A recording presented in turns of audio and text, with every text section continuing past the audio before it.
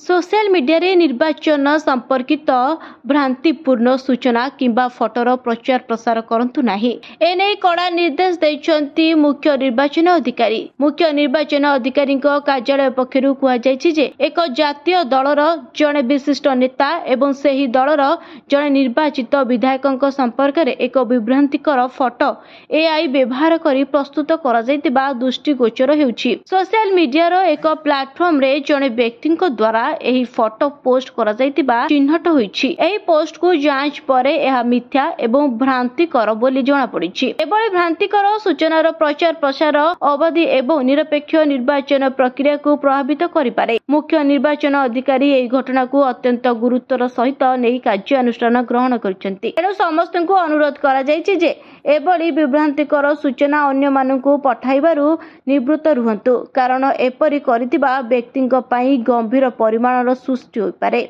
नुआपड़ा विधानसभा उपनिर्वाचन मतदान नवेम्बर 11 तारिख रे अनुष्ठित हेबो। तेनु निर्वाचन संपर्कीय कोनोसी सूचना अन्य काहाकू पठाइबा पूर्वरु तार सत्यता जांच करबाकू अनुरोध रहिछि। दयाकरी सोशल मीडिया को सतर्कता सहित व्यवहार करंतु एवं सुरक्षित रखंतु। शांतिकर सूचना और फोटोर प्रचार प्रसार को निवृत्त रहिबाकू पुनश्च अनुरोध करछंती। सेपटे बीजेपी रो एक प्रतिनिधि मंडली मुख्य निर्वाचन अधिकारी को बेटी बीजेडी विरोधी रे अभियोग करिछि। दल पक्षरु अभियोग करा जायछि जे 2024 निर्वाचन पराजय भोग करिबा परे नवीन पटनायक कहितिले बीजेपी सोशल मीडिया रे अपप्रचार करिछि, सेति पई बीजेडी रो पराजय घटिछि। किंतु आज बीजेडी दल एहाकू निजे करूछि ओ ता को लोक भाई कहउछंती। ब्यूरो रिपोर्ट, न्यूज दुनिया।